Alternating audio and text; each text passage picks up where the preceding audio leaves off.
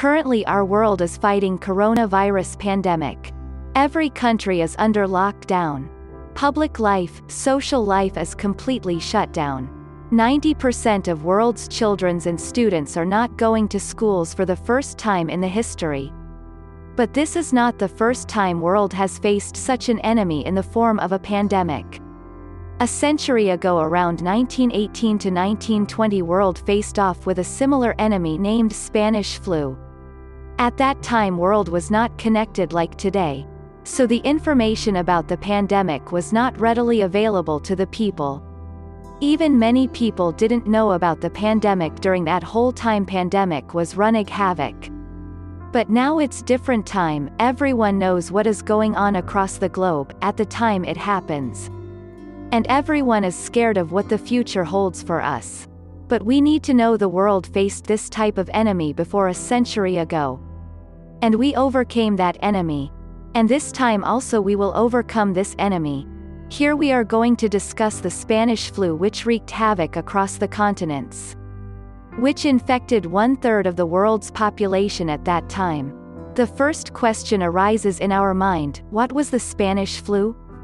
The most serious pandemic in modern times was the influenza pandemic of 1918, also known as the Spanish flu. It was caused by an H1N1 virus with avian derived genes. Though there is no universal consensus as to where the virus originated, during 1918 to 1919 it spread worldwide.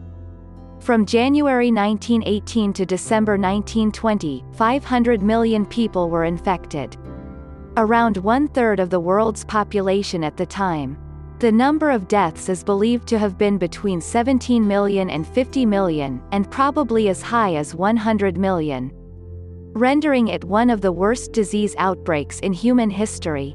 The mortality rate of influenza was very high. Normally people between ages 20 to 40 were less affected during an influenza outbreak. But this time it was different.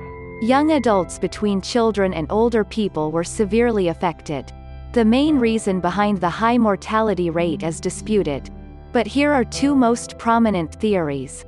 First theory: the virus is particularly deadly because it causes a cytokine storm that devastates young adults' higher metabolism. Second theory: further recent work has found that the viral outbreak was no more severe than prior forms of influenza.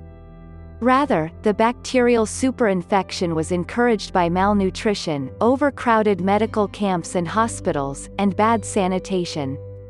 Now let's discuss about origin and the name of the pandemic. The name Spanish flu may suggest it had originated in Spain, but that's not the case. The origin of the virus is disputed till today. One research said that the virus may have originated in the United States, Kansas. But many others do not believe this. Some say it has originated somewhere in North America. At that time World War I was going on, therefore many countries didn't want their peoples, mainly soldiers, to believe the pandemic.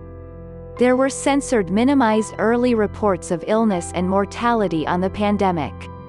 Spain was not involved in the war, therefore there was no media gag. Spanish media reported the flu freely and depicted the pandemic's original image. This might be one of the reasons the flu was named Spanish flu.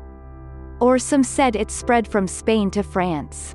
Nearly 100 years later, WHO urged scientists, public officials and the media to adopt best practices in identifying emerging human infectious diseases, so as to reduce needless adverse impacts for countries, communities, and citizens.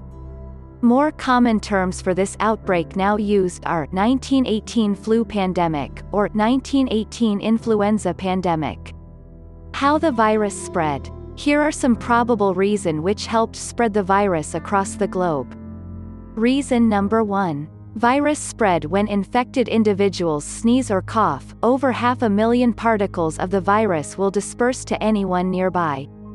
Reason number 2. World War I's close quarters and rapid troop movements hastened the pandemic and increased transmission. This might have boosted the virus killing power, too.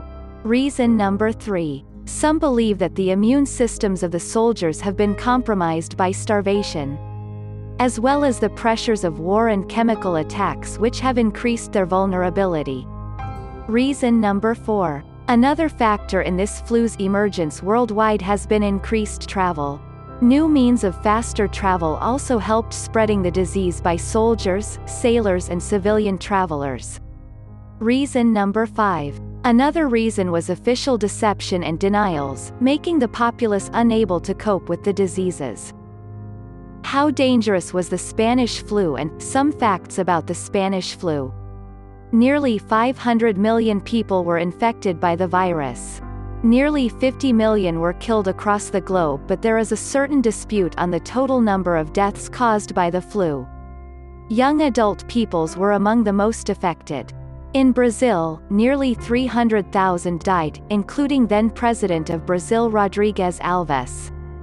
In the United States, 500,000 to 850,000 died out of 105 million infected people. In India, about 12 to 17 million people died, approximately 5% of the population. But numbers vary with different sources. In Ghana, at least 100,000 people have died from the outbreak. 23 million people in Japan have been affected, with deaths registered at least 390,000. China was among the least affected countries. Russia lost about 0.4% of its population, which means it experienced Europe's lowest influenza-related mortality rate, but sources vary. As the virus had been totally unknown to the world, many used different methods to manage the disease that worked against the intention and helped to increase mortality. One of them was aspirin poisoning, which significantly contributed to the deaths. The pandemic of 1918's second wave was even more devastating than the first. The first outbreak showed parallels to traditional flu epidemics. The ill and the aged were the most at risk, while the younger, healthy people quickly recovered.